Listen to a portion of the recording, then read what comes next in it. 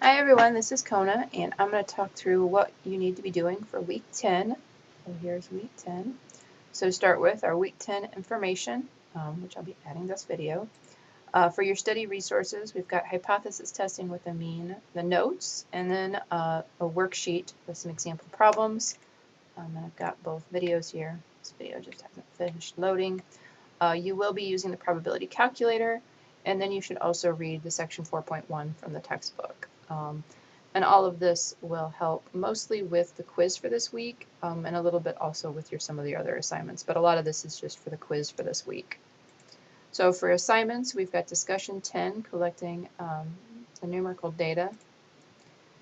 So for this one, Project 3 involves a comparison of prices at 2 or more competing stores. Your task for this discussion is to decide on the stores and types of things you're going to compare, as well as the statistical tests you will use to analyze the data, the prices of the things you collect.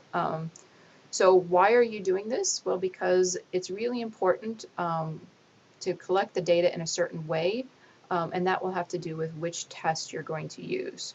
So the first thing you need to do is think about how you want to gather your data. This will affect which statistical test you should run, but you need to make sure you think about it ahead of time.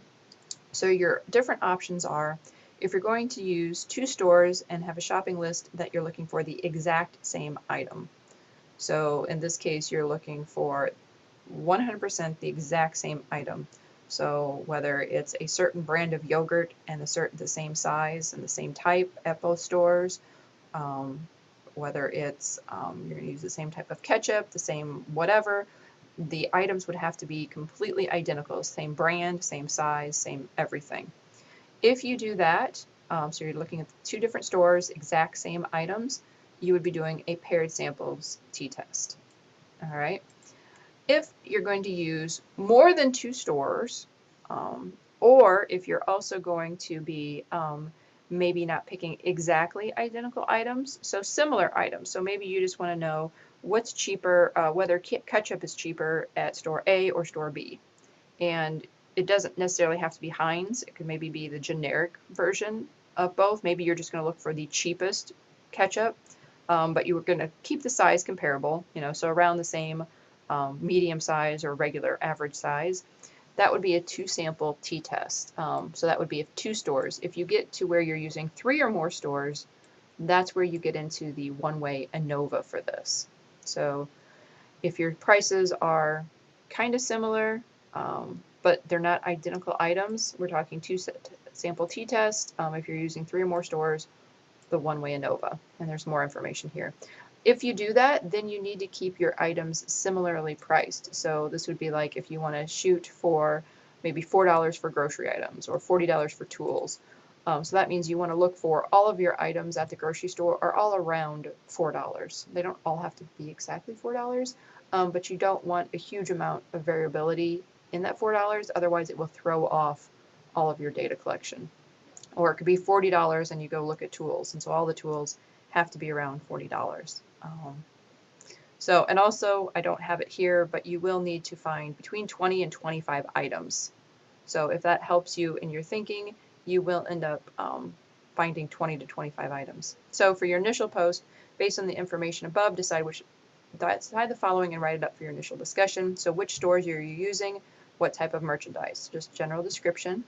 Remember, it'll be between 20 and 25 items at each store. Are you comparing the exact same item or similar items? Will your items be around the same price point or different? And then what type of test are you going to use for your data? And here are some example stores you could compare. So for farm stuff, you could do Farm and Fleet versus Rural King. For general merchandise, you could compare maybe Walmart and Target, groceries. So you can see this is where we'll be comparing within these different types of stores. I've had students use different stores, so don't feel limited here. I've had students compare Best Buy to Walmart, Best Buy to Target for electronic stuff. I've had people compare Ulta to Target in their beauty supply prices. So don't feel limited here. For the follow-up post, you're just going to provide feedback to your peers about whether the test they picked is appropriate for the number of stores and type of items they're planning on comparing. So basically, just kind of fact check your peers and make sure that the test they're using lines up with what they say they're going to do. All right, so the next one, Chapter 4, Quiz 1.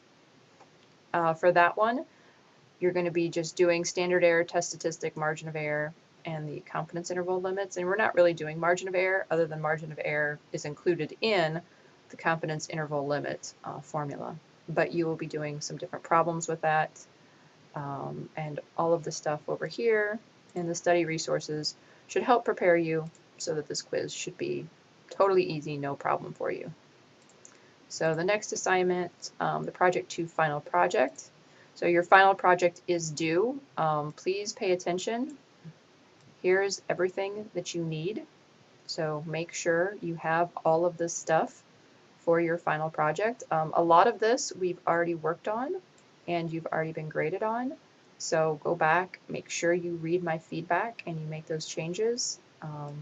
But otherwise, here's all the stuff that you'll need. And yes, you really do need all of that, but all of it, seriously, I think you've done almost all of it.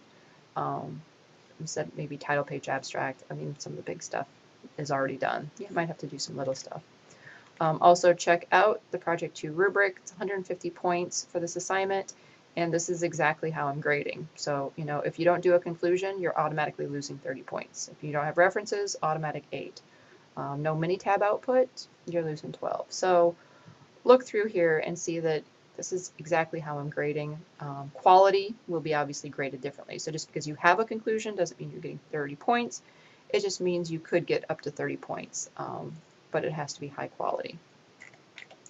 So moving on, the last thing is the Project 3 Part 1. This should be super easy because it involves comparison.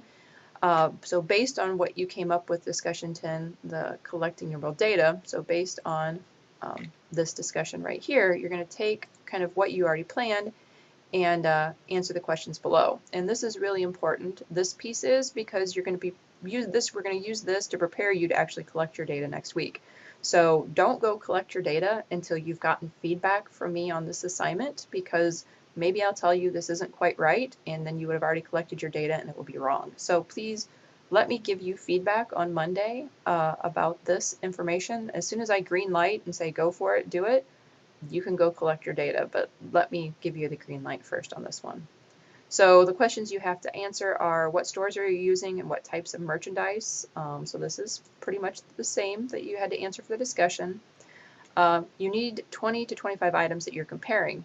I want you to actually come up with a tentative list of your items you plan on comparing and why are you picking these items. So now you have to actually say which 20 to 25 items you're going to compare tentatively, and just why did you pick these items.